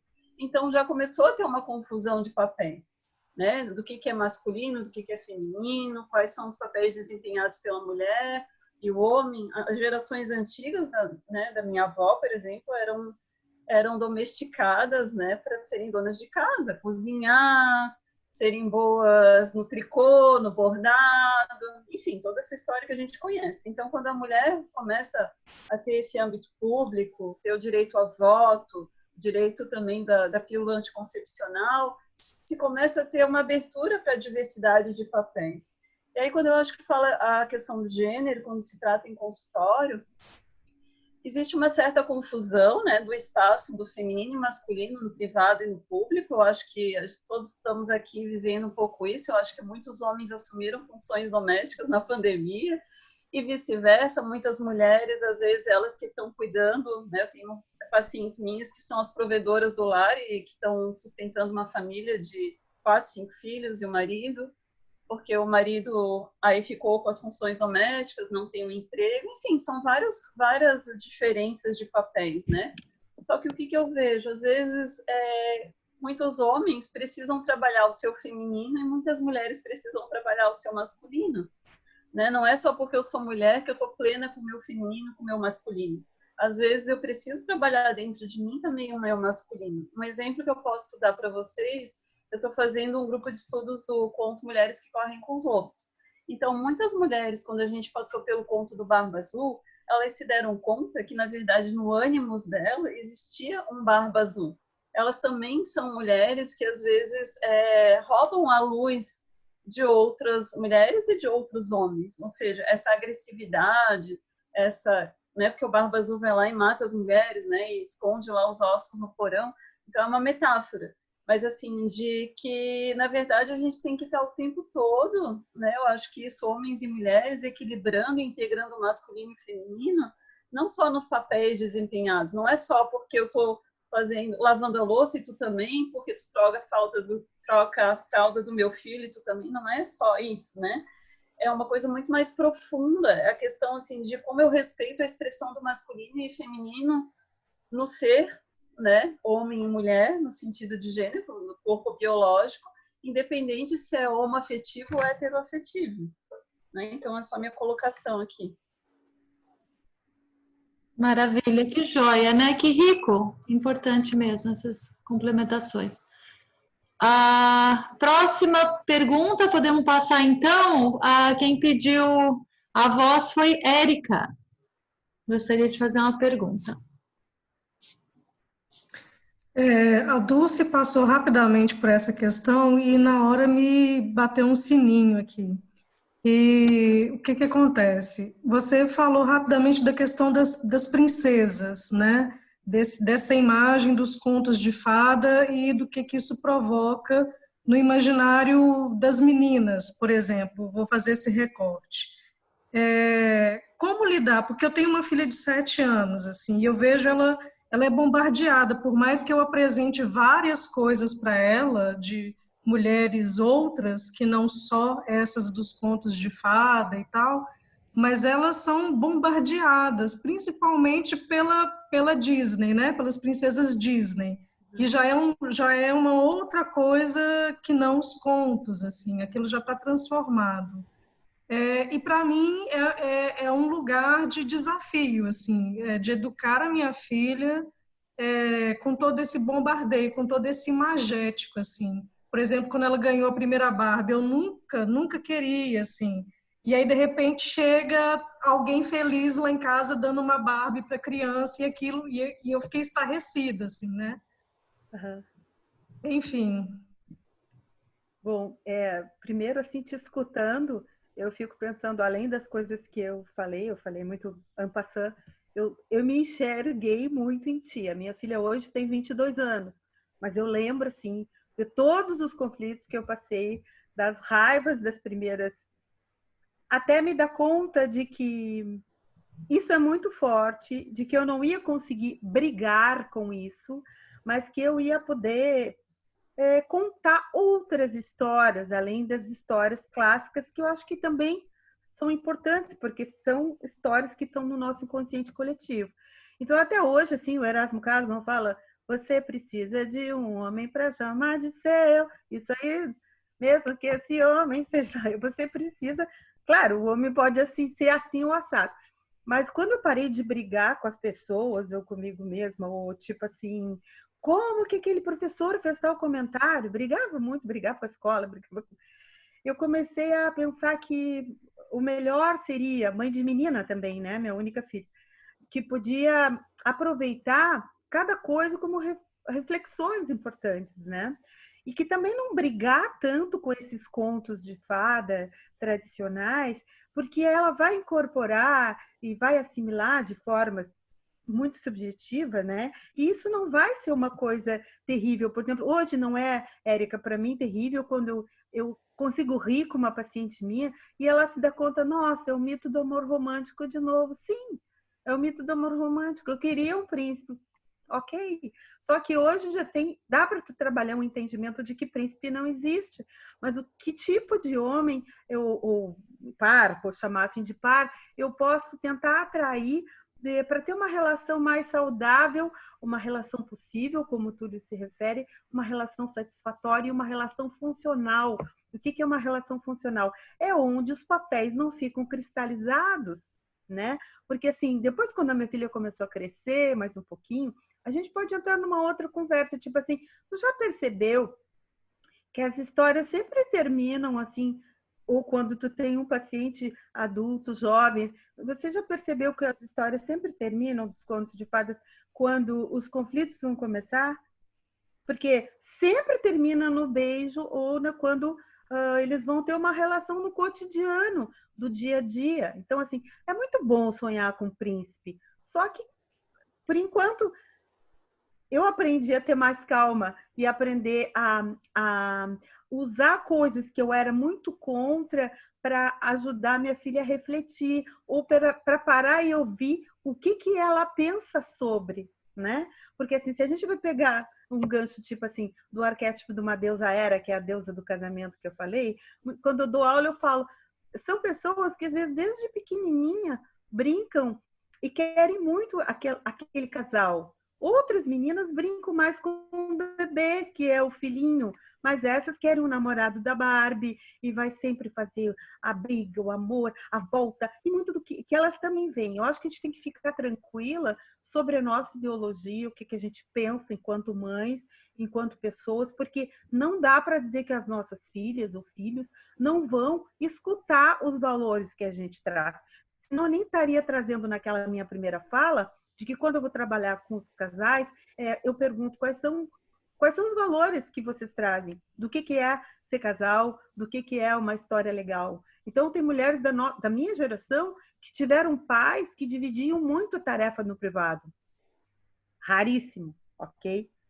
E hoje, a gente mesmo, assim, importante aquela fala, Janaína, hoje ainda eu vejo as brigas dos casais, da tua faixa etária, de faixa etária, vamos dizer que tem filho pequeno, a briga, uma briga que não é bobagem, que às vezes pode levar a um conflito muito... A divisão tem toda uma reflexão. Por exemplo, a gente fica muito feliz quando, apesar das Barbies, a tua filha volta da escola um dia e faz uma observação. Pô, aquele menino é muito machista, ou aquele menino falou tal coisa para aquela menina, não achei legal. E tu fica tão orgulhosa e pensa, apesar porque faz parte. As Barbies, os contos de fadas, a princesa que espera o príncipe. E é muito lindo. Eu tinha uma paciente que estava muito preocupada com o filho de 12 anos. Ele está reproduzindo coisas machistas, logo eu, que sou feminista, trabalho e atuo com isso. Era um sofrimento. Um dia o menino chegou em casa e foi para cima de um menino na escola que tinha desrespeitado uma menina, chamando ele de feminicida. O de 12, né? Então a mãe voltou me contando assim. Então, assim, a gente tem que acreditar nos valores que a gente passa, que na realidade não é ser contra o homem. Eu acho que isso que a Janaína trouxe é uma questão importante. Só que assim, a gente teve que lutar tanto que a gente às vezes tem que ficar mais atenta, né? Para não reproduzir. E ao mesmo tempo eu aprendi no meu papel de terapeuta a trabalhar muito com os preconceitos, aí muito além do que eu acho que está certo. Eu sempre sugiro muitos filmes, né, Eliana, quando eu estou dando aula, né, sobre isso. O Sorriso da Mona Lisa é um filme que eu falo que todo mundo tem que ver, porque tá todos os arquétipos das deusas gregas ali. E assim, quando ela fica desesperada e quer porque quer que aquela aluna seja independente, faça direito, quando as mulheres recém estão começando a estudar e ela olha e diz assim, mas eu quero casar e ter filho. Então, assim, eu brinco, hoje eu aceito a minha relação com a minha filha, eu começo a rir, eu disse, meu Deus, como tu é tradicional perto de mim, e é verdade. E assim, com tudo que ela ouviu, e eu acho assim, eu quero que ela seja feliz, logicamente, ela aprendeu, não vai ser uma pessoa que vai se submeter a nenhuma violência, acredito que não se intitule feminista, nem levante bandeira, mas acho que nos seus valores, sim, feminista, porque isso ainda tem confusão, né, gente? Desculpa, eu estou trazendo aqui essas histórias, mas esses dias também um paciente meu chegou dizendo que estava no Tinder tentando uma namorada, né? E aí ele disse assim, tem umas que eu já estou com raiva, porque elas botam assim, sou assado e sou feminista. E quem não gosta que nem fale comigo. Aí ele disse, que coisa mais agressiva. Essas feministas eu não quero nem saber. E eu fiquei pensando, conhecendo ele como eu conhecia, eu disse, por que será, né? Quem sabe tu reflete sobre isso. O que será que...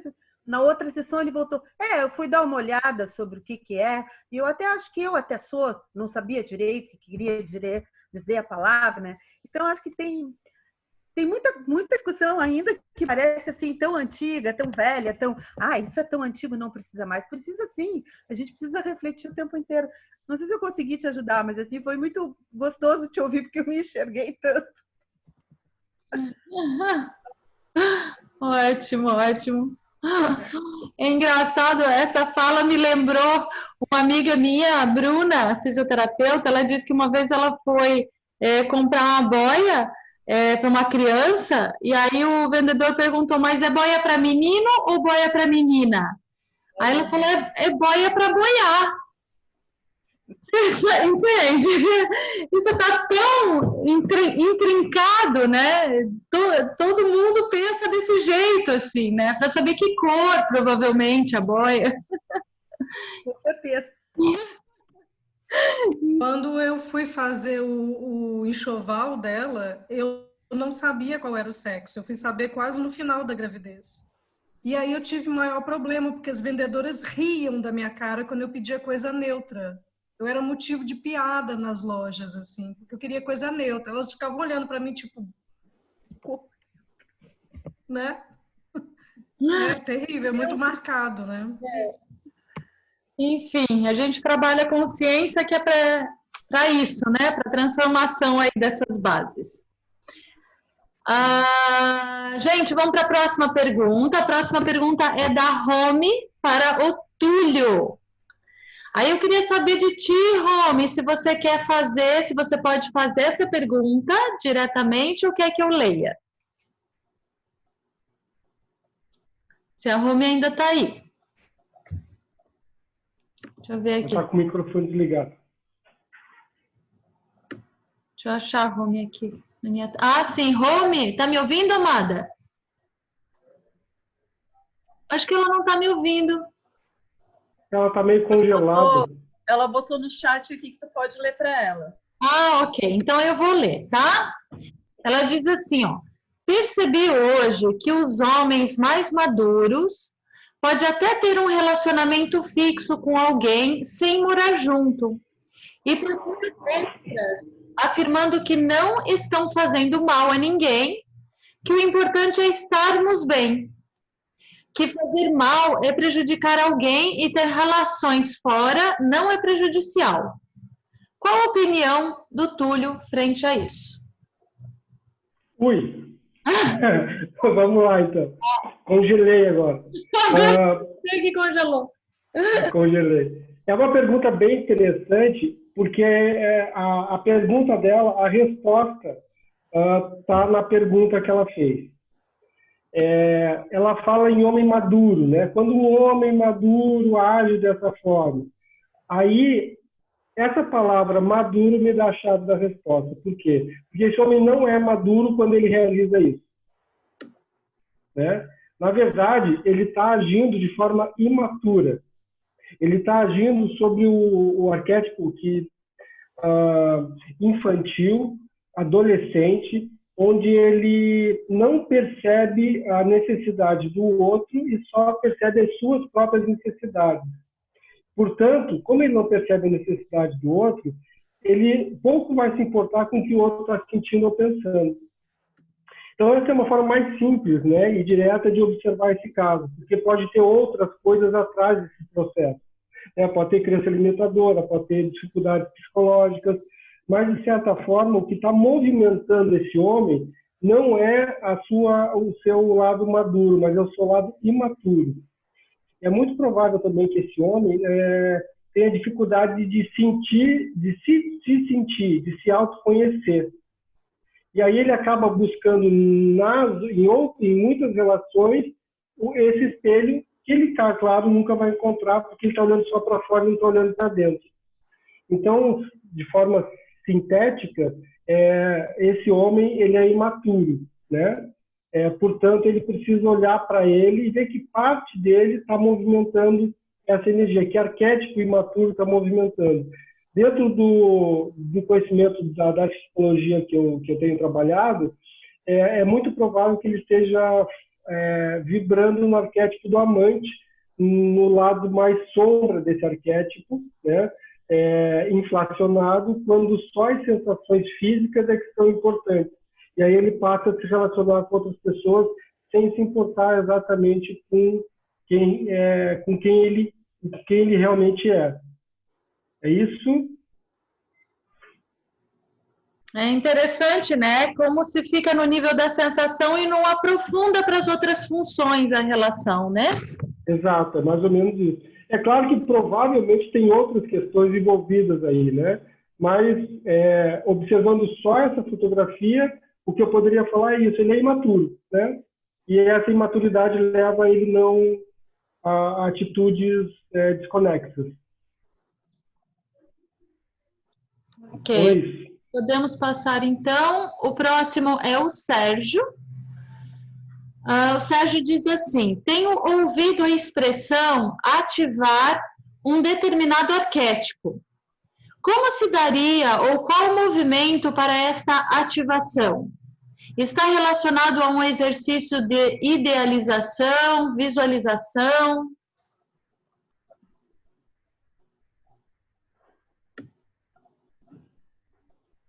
Eu posso responder um pouco, depois eu acho que o Túlio pode responder, né? Que eu acho que ele Tá, trabalha com eu posso complementar. masculinos.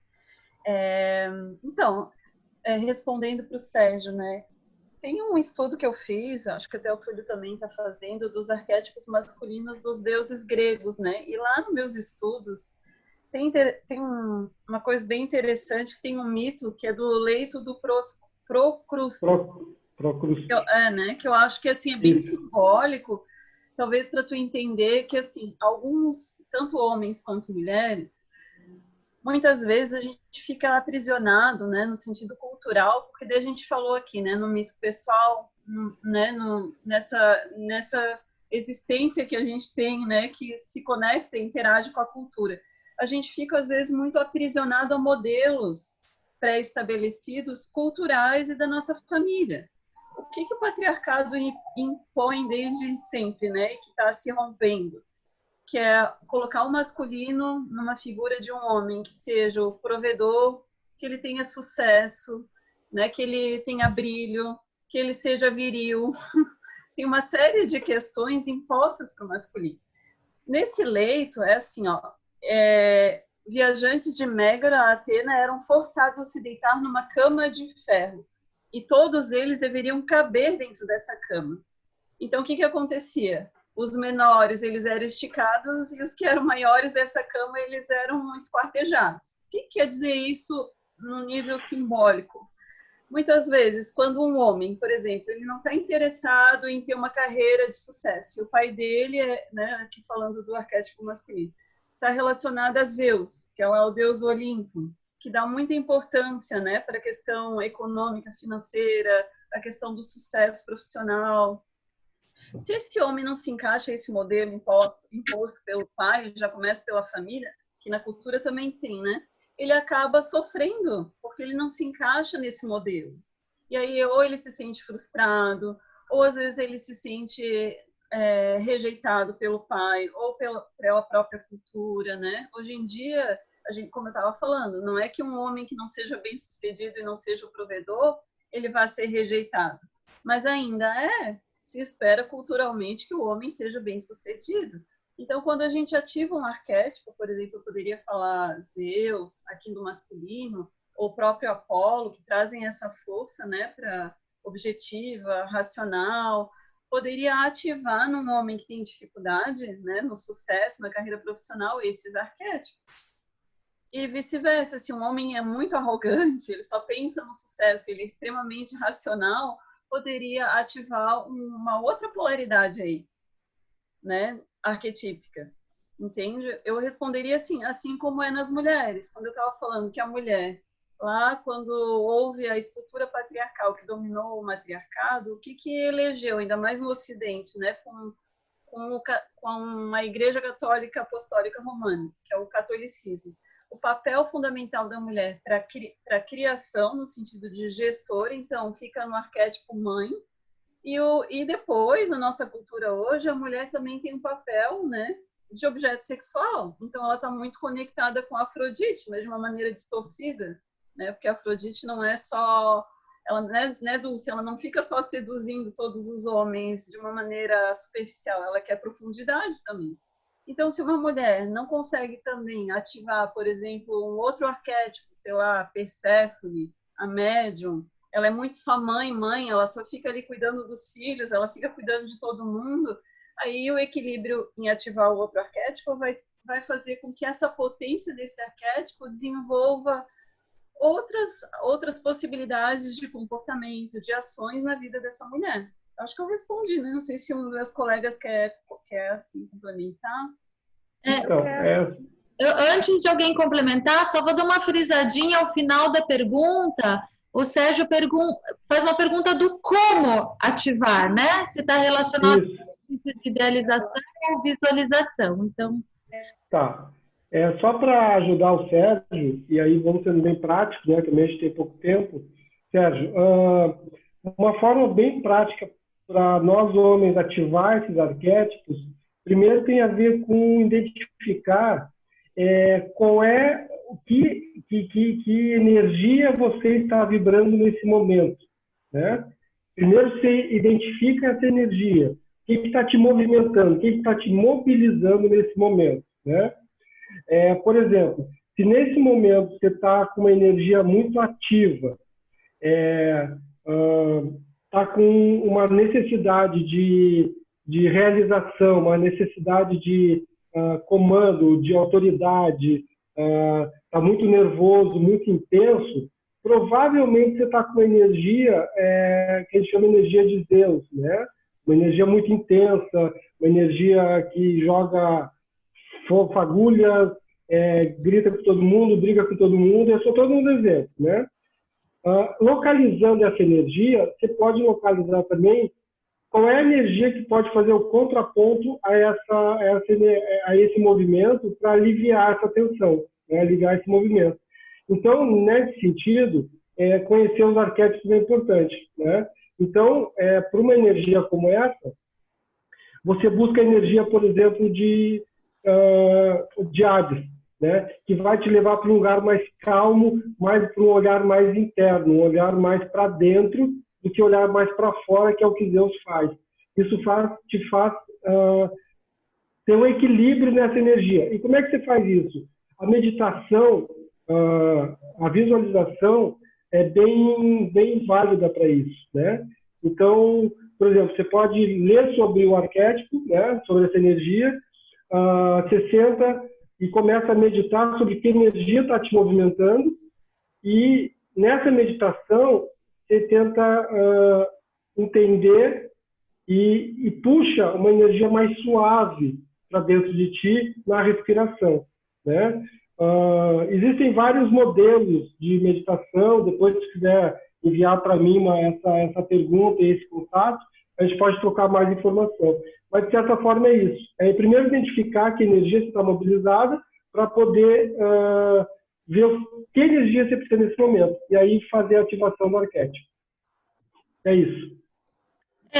Pode isso, ou pode vir participar da pós-graduação com a gente em Psicologia Transpessoal. Aí é especial. A gente está compondo a turma 2020, vai ter um módulo, o primeiro módulo com as disciplinas no final de junho, e tudo isso é trabalhado dentro da pós-graduação por esses professores maravilhosos que você está vendo aí. Então, onde a gente vai ter espaço e tempo para todas essas práticas, para as vivências, para a conexão com cada tipo de arquétipo, para você se identificar, perceber qual é a identificação que está acontecendo com você, viu? Transformar isso. Então, acho que é isso. Gente, me parece que as perguntas foram essas. Deixa eu ver. O pessoal já está saindo, né? O pessoal já deu o horário. Enfim, a gente se estendeu um pouquinho por aqui, né? Mas quero também deixar o convite a todos e todas que estão por aqui, que o movimento de integração nessa turma, então, que nós estamos iniciando da pós, está muito lindo. Quem está aqui dessa turma, né, que já está matriculado, não me deixa mentir. Nós tivemos uma reunião no domingo passado que foi comovente, o nível de sintonia de frequência elevadíssima das pessoas que estão se juntando com a gente, muito em função também, eu acredito, desse momento histórico, planetário que nós estamos vivendo, né, com energias potencializadoras muito grandes para a nossa transformação. Então, é um momento muito propício para que a gente realmente se mergulhe, né, numa jornada como essa de autotransformação, que é uma pós com a psicologia transpessoal. E aí que a gente possa, então, depois levar também essas ferramentas a muitas outras pessoas. Tá? Então, estão todos convidados. E eu quero agradecer demais a minha equipe maravilhosa aqui comigo, primeiramente, né? Essa disponibilidade, essa troca. É uma satisfação muito grande viu? É onde eu sinto que realmente o Instituto Atitude está cumprindo o seu propósito, que é de ter essa inteligência coletiva chegando às pessoas, né, de toda a nossa equipe. Agradecer todos os presentes, as presentes, por, né, dedicarem o seu tempo também a assuntos que são são de mergulho na essência, né, assuntos tão essenciais, em vez de estar nessas 2 horas se, né, distraindo com mais isso e com mais aquilo, que são as solicitações aí, os vícios do mundo, eu digo, né, que são as distrações. Então, quero agradecer muito, tá? Muita satisfação mesmo, assim, de estar com vocês e vamos continuar nos falando. Todos e todas têm o meu contato e eu agradeço. Grande abraço. Obrigada, Grande abraço a todos e até lá. Até lá. Grande abraço, tchau, até a próxima. Agora que a gente treinou, vamos fazer outra. Não é? O ensaio. Vamos fazer outra. É porque deu a impressão que não foi assim, né? Parece que tem muito mais coisa para falar aí, né? Sim. Sim, um monte. E eu fiquei pensando aqui que eu tinha trazido um texto lindo do Rubem Alves para terminar a minha fala, que eu não vou poder, porque estamos indo embora, mas assim... Olha, eu aceitaria tu terminar. Olha, sabe o que eu a Ana deve conhecer. Terminar, ficaria lindo. Eu sugiro ler pra gente. Isso, assim, posso? Essa reunião foi uma provocação para nós, tá? Eu sugiro que agora vocês peguem essa inspiração, desenvolvam um curso online que nós vamos levar para essas pessoas maravilhosas para a gente poder realmente destrinchar cada um desses assuntos. Tá, mas eu vou, de qualquer maneira, citar. Não preciso ler, mas eu vou citar. Se vocês quiserem procurar um texto do Rubem Alves que se chama Tênis versus Frescobol, e muitos de vocês devem conhecer, que ele faz uma metáfora com cada jogo, com a relação de casal. É maravilhoso. Que legal. Eu sempre uso no meu trabalho aqui.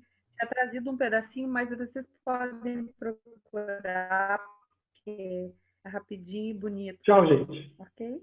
Tchau, gente. Foi maravilhoso, vale a pena mesmo. Gratidão. Obrigada, gente. Beijinho. A Dani. Agora que eu vi a Dani.